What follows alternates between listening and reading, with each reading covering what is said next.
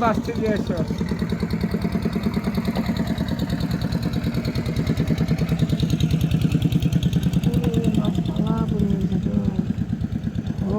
পেলাম জাল কি করছে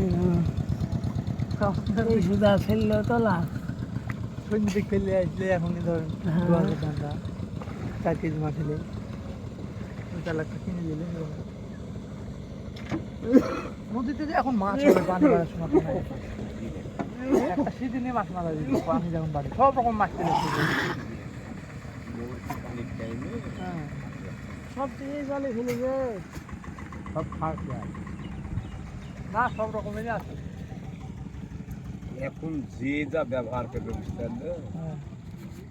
ভর্তি পানি তো পানি পাখি হবে বাড় পানি তো বেধরা